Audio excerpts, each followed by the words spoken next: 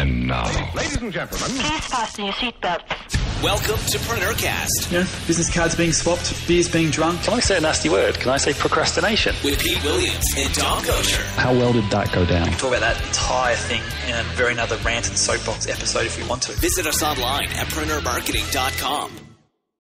Hello there. Hey, buddy, how are you? Good. And you, sir? Mate, back ready and raring for another PreneurCast episode. Indeed. Hello, one and all, to PreneurCast this week. I'm Dom Goucher. I'm Pete Williams. And speaking of one and all, do you know what I realised yesterday? I was kind of being the nerdy self that I am and was looking through FeedBurner, which is the Google service we use to track and analyse listeners. It's basically the analytics for podcasts. It's probably a good way of putting it. It looks like we've almost doubled our subscriber base in the last week and a half. Awesome. Which is very, very cool. So hello to all you new PreneurCastians. PreneurCastians, I like it. Does that work? It does. I like it. Hello, one and all. And as you're new, please give us some feedback on the iTunes store. Let us know how you're finding the podcast. Yep, absolutely. Enjoying it and topic suggestions and all that sort of stuff. It's been great. You know, Twitter's been good. Email's been great the last couple of weeks. It's getting more and more. So don't forget to stay in touch and tell us how good we are and how bad we are and all that sort of stuff as well. Excellent. And so, what's on your mind this week then, Pete? Plenty of things on my mind. One random thing that I saw again today, I was actually had a couple of meetings around Melbourne, so I had to hop in the car and go for a bit of a drive, and I saw this one guy, and I see it too often, far too often. And this guy, I think he was a plumber or a window guy doing some sort of blue collar trade, and he had his car sign written and all that sort of stuff with all the good things, and then two huge "Find Me in the Yellow Pages" stickers on the back of his car.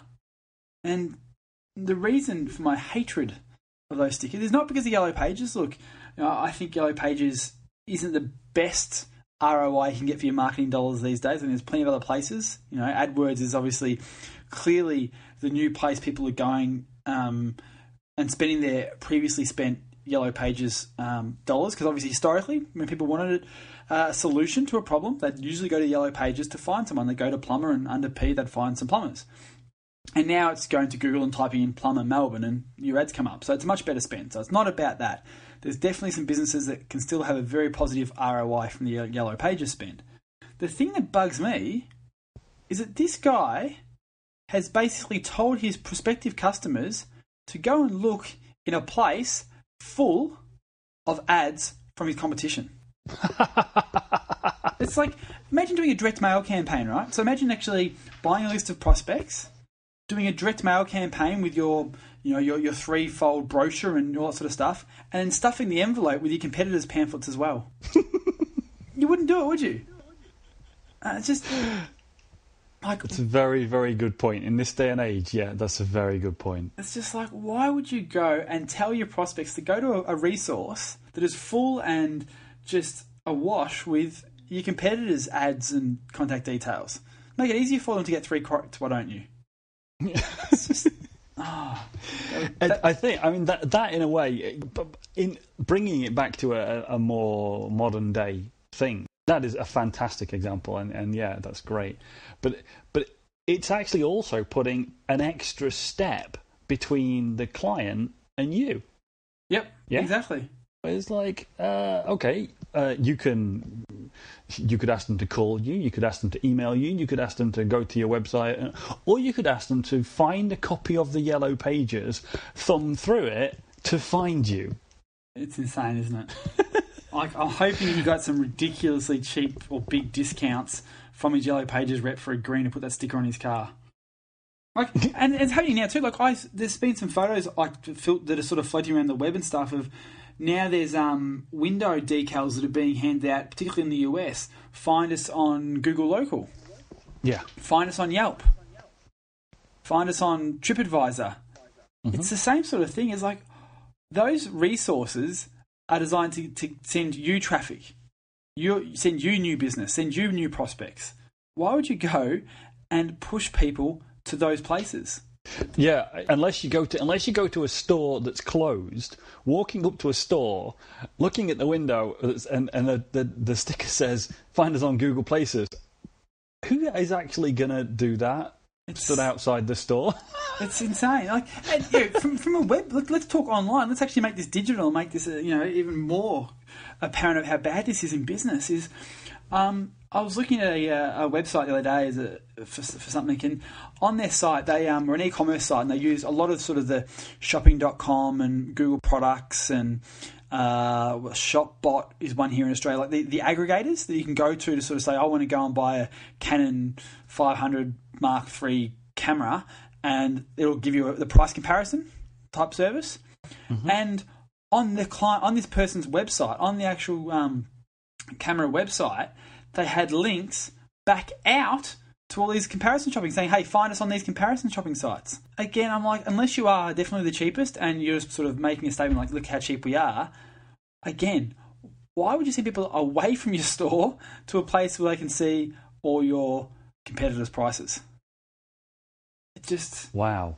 Yeah, that's somebody who's not quite got that concept. Yeah, like, they try and do it. Maybe they were trying to do it for sort of recognition and endorsement sort of authority type stuff, but really the website is like the honeypot you want to get them to, and all these other things are simply designed to drive traffic to you, not to send traffic away. Exactly. And now this links directly to something actually that I really wanted to talk to you about. It's pretty much the same point. Now, there's a twofold thing here. One is just a general hatred, and the other one is a level of not quite getting it. The first thing is, in print, so many people are now putting the little F or T or whatever, the little YouTube logo, to imply, we've got a Facebook page, we've got a Twitter page, we've got a YouTube channel, right? Yep. But these people are in markets that, well, honestly, your clients aren't going to go on Facebook or Twitter or YouTube. And if they were, you want to at least give them a hint of where your Facebook, YouTube or Twitter channel is, rather than just put some poncy little blue F in the corner of your poster or business card and expect somebody to actually do a search on Facebook to find you. Well, yeah, you've got to have a call to action. Like, a big thing that we harp about a lot in our office for various things we do is, what's the CTA, or where's the CTA? Yeah. As much as we don't like TLAs, three-letter acronyms, we do use them quite a bit with a CTA, which is a call to action. So, like, that's not a call to action. Like, you got to give them, like, why go to Facebook? What's the benefit of interacting with you on Facebook? But this is my point, right? And this is the second point. My first hatred is the arrogance that somebody just puts the little F, and expect somebody to work out what it's for and do something with it. What a waste of space. But second, and back to your point about the yellow pages and everything else, what do you want that person to do? Because if you want that person to contact you, buy your service, just in any way do something directly, why on earth would you send them to some information portal like Facebook or Twitter or YouTube? None of those places are going to, well, I suppose Facebook can be configured to take a sale or have some kind of product catalogue on it, but in general, they're traffic sources. So why take somebody who's got your collaterals, your literature, your business card, why take them round the houses to get back to you? Exactly right. It doesn't make sense. No. And this is one of those things. Yes, Facebook is an amazingly effective traffic source at the moment. Twitter can be an effective traffic source. YouTube, and I really should say this, given what I do, YouTube is an effective traffic source. But it's not somewhere to send somebody if you actually want them to do something. I see a lot of the big brands sort of saying, come and head to our Coca-Cola Facebook page and stuff like that. And look, the only logical reason I can justify for doing that is so once they become a fan of you on Facebook or a fan of Coca-Cola, you can then continually get their eyeballs by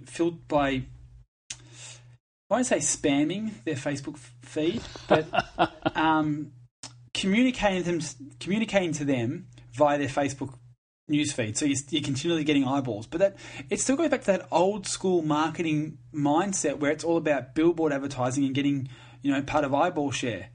And, that's the only real thing I can think that is the benefit of Facebook. And look, there is, the whole 7 impressions before you make a sale and all that sort of stuff. There's some validity to all of that. I'm very much from the direct response background, but that's the only real benefit of the Facebook sort of stuff, is so you can continually market to them where they are. Absolutely, and I am in no way arguing that against that.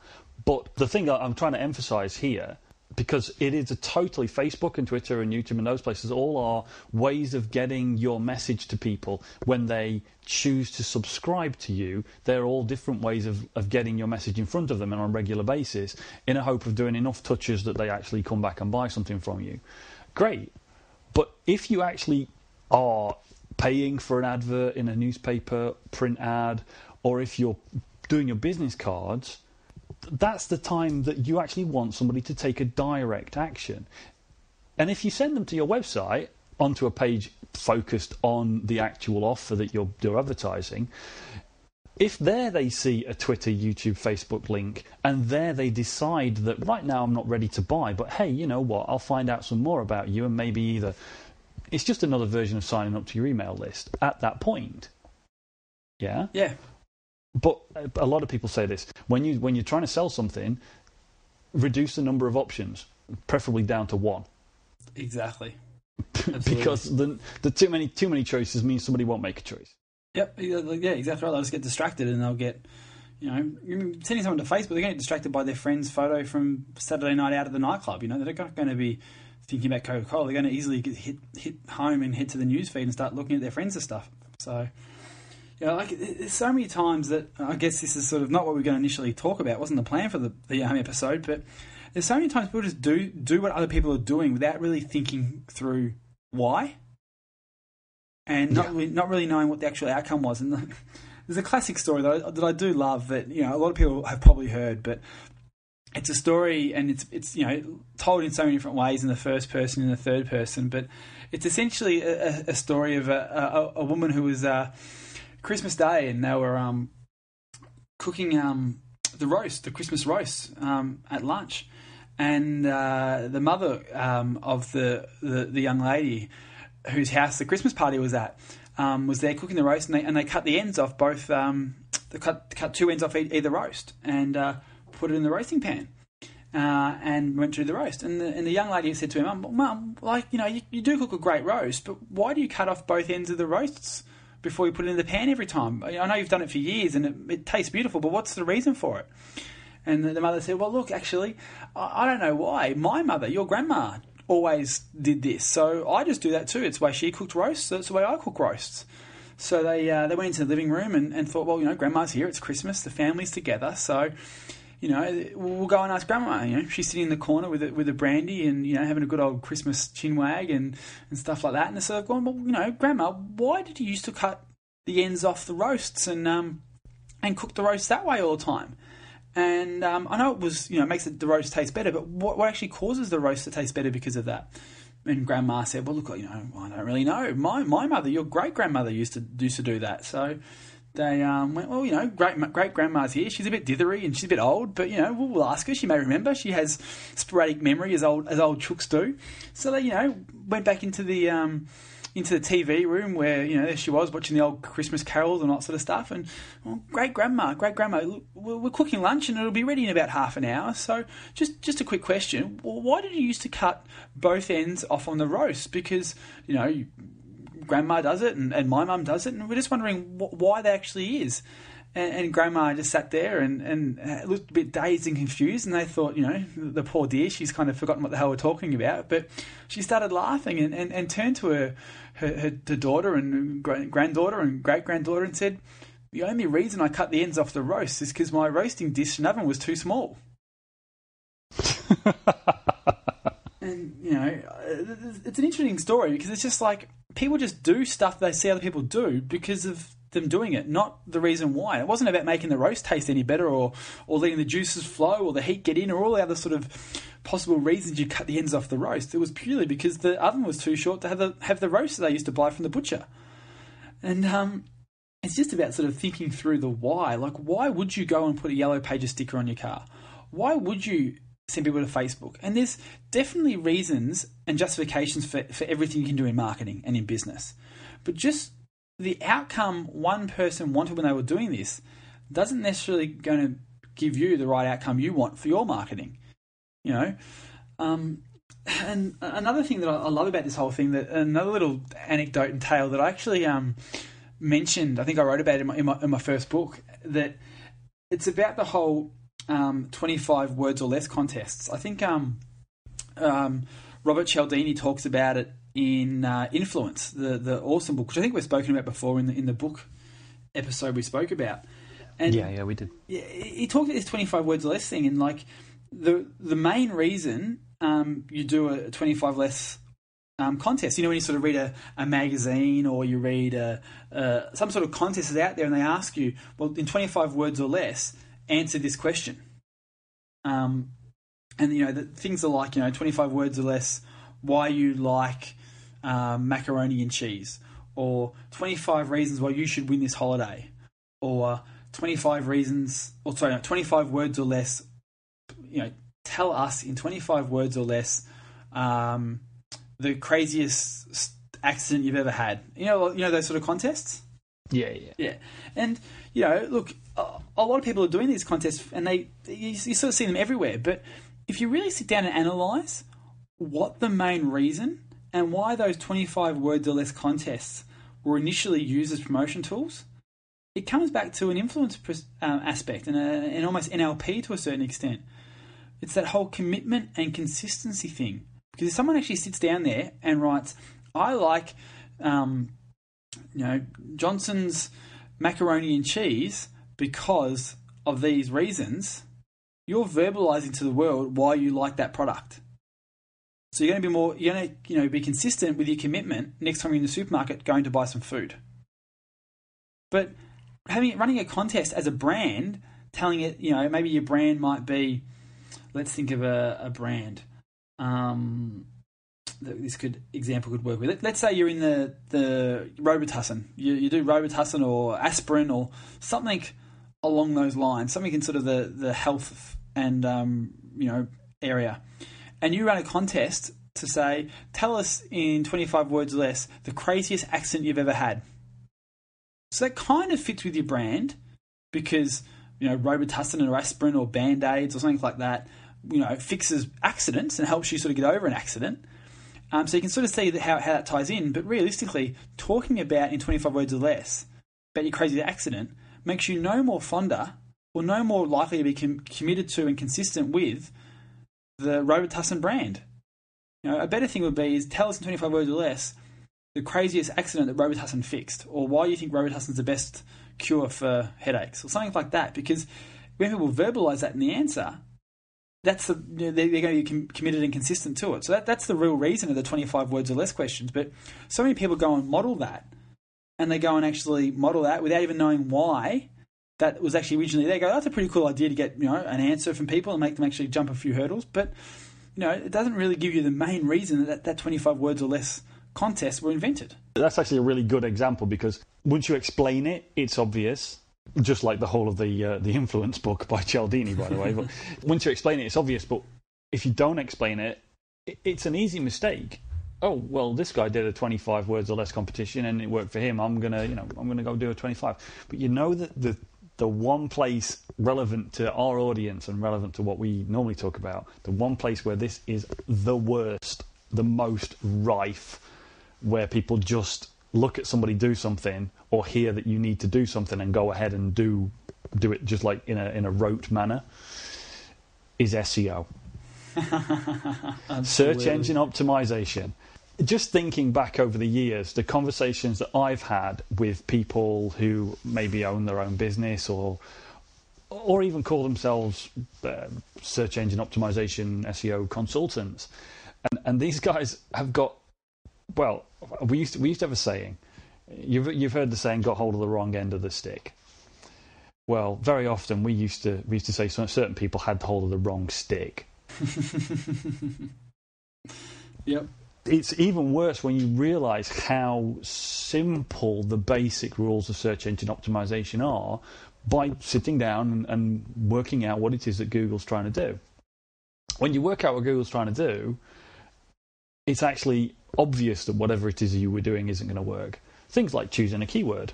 So many people who try to do search engine optimization on their own will sit down and go, right, what do I want to appear in the search engines for? And I saw this the other day. This company, they said, oh, we're number one for this phrase, and it absolutely described their business 100% perfectly.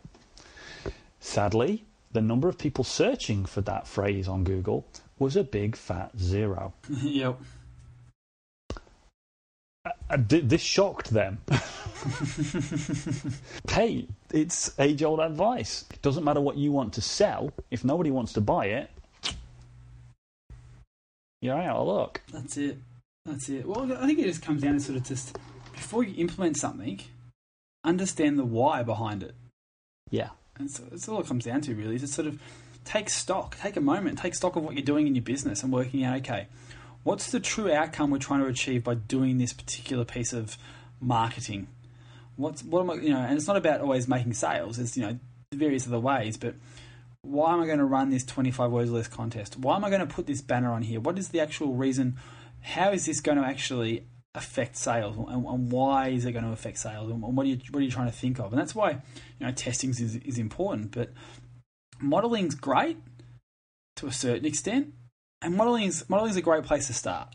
So if you're trying to start something up, and you want to sort of be like somebody, or whether you want to do an Ironman, for example, we go back to that sort of analogy we kind of touch on regularly, is that it's important as an Ironman to go, well, if I want to do an Ironman, let me go and find successful people who have done an Ironman before, figure out what they did to be able to complete it, training-wise and recovery-wise and all that sort of stuff, and model what they did and do the same sort of thing. Act as if I was them.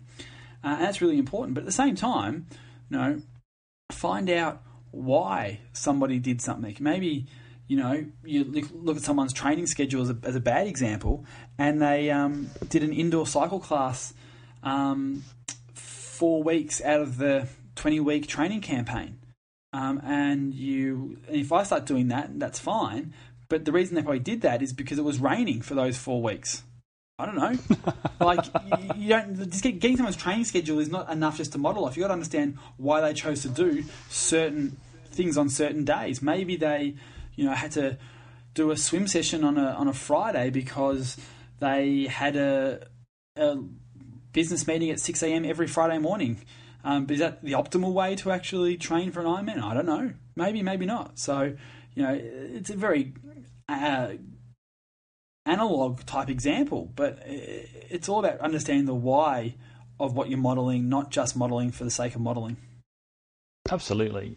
I think that is a good example, but you've just there gave a little bit of an example of the fact that something about the subject. So you already know some of the questions to ask and some areas that you need to dig into. But for example, if you look at it from my point of view, from the Ironman training, we talk about the things that you do.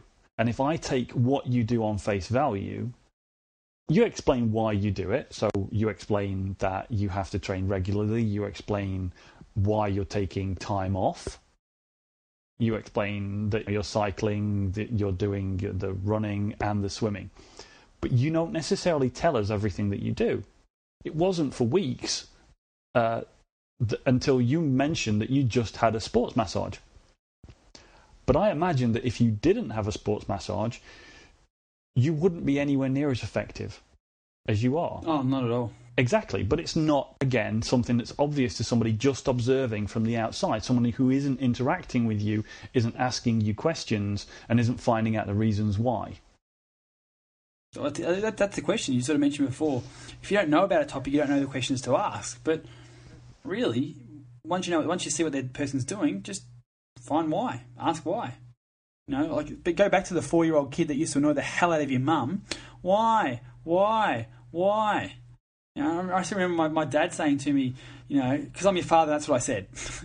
And and I was in grade 6. Sort of grade school or primary school, depending on where you are around the world. And I remember my grade 6 teacher putting me on a question limit a day. I remember this like it was yesterday. He actually said to me, I was allowed to ask him, I think it was like 4 questions a day. And he said, no more than 4 questions, Pete, because you asked too many questions. And he actually put me on a limit on a daily quota of how many questions I could ask him, because I think I bugged him too much by asking why so often. Wow. That was quite funny. Wow, that is the complete opposite to me. I have done a great deal of teaching over the years at various levels for various topics, mostly in the last few years towards the creative work that I do with the video editing and audio editing and site creation and things like that. And one of the first things that I tell a group of people that I'm teaching is that there is no such thing as a stupid question, except for the one you didn't ask.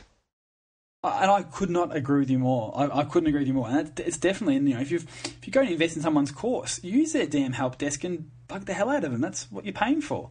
I think in my teacher Jim Trotter's corner, I'd say that the reason he probably did it if I ask why is because when a 12-year-old or 11-year-old kid asks you why 5 times a day for 40 weeks of the year or however long you're at school, it does probably just start draining on you a little bit.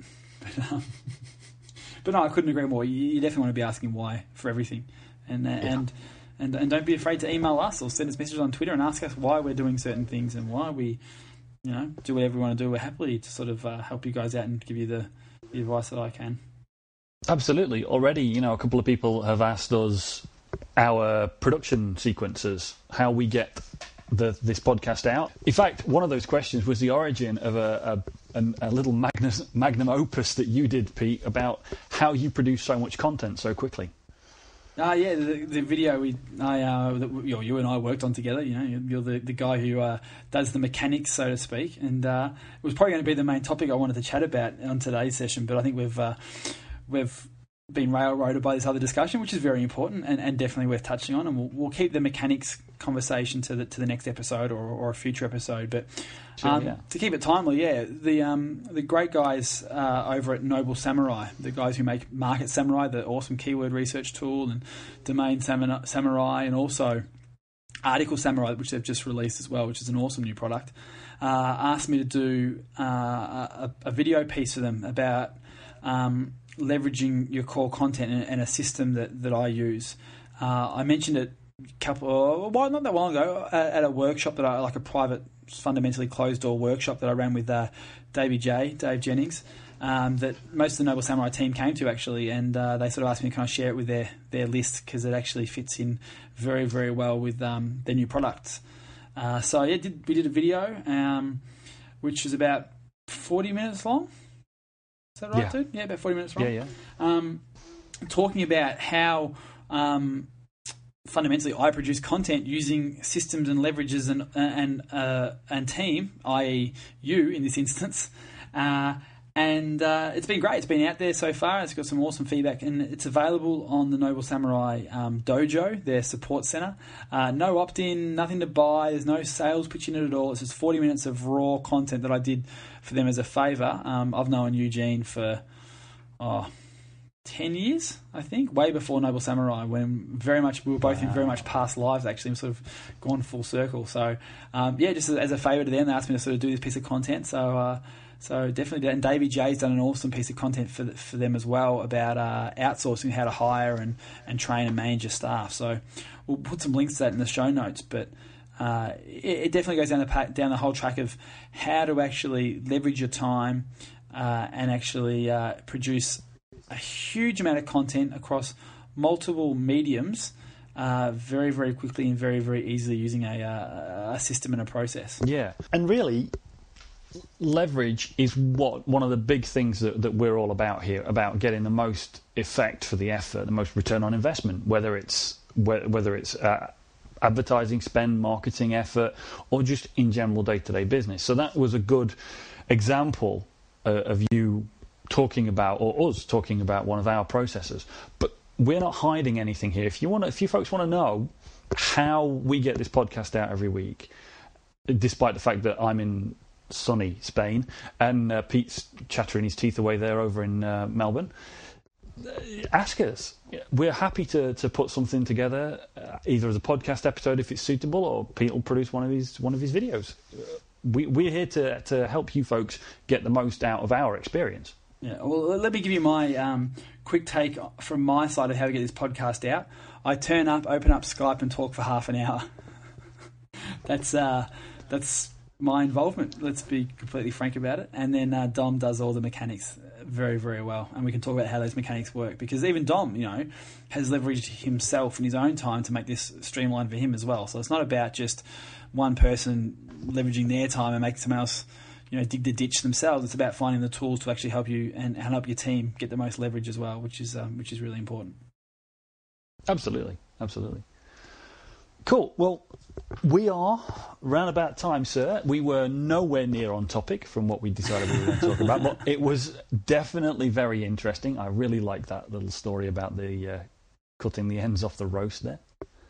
But well, look, yeah, definitely. We'll try and get back on topic next week, and I think we've sort of mentioned every episode. We kind of come up with a new podcast episode idea, so we've definitely got a lot in the pipe. But if anyone has some other suggestions or some ideas, or some questions that we want to delve into about the stuff that we've spoken about previously, then look, by all means, shoot us an email, send us some tweets, or leave a comment on iTunes. That's where we'd love the way you guys to say thanks to us is by leaving some positive comments on iTunes, so we can continue to beat our podcasting friends in the rankings. I had dinner on Monday night with Ed Dale and Danny Vitalik, and a few other people as well, but Danny and Ed do Dominique, which is an awesome podcast about buying and selling, and definitely worth listening to. And they've got quite a high ranking in the Australian iTunes charts. But when I looked yesterday, we're ranked third in the US at the moment for marketing podcasts, which is pretty cool. Obviously, the charts fluctuate a fair bit, but yeah, yesterday or maybe Tuesday or Wednesday, whenever it was, we were ranking 3 in the US iTunes charts for marketing podcasts. So please continue to help us out, guys who are listening, and a good positive review and stuff like that always helps.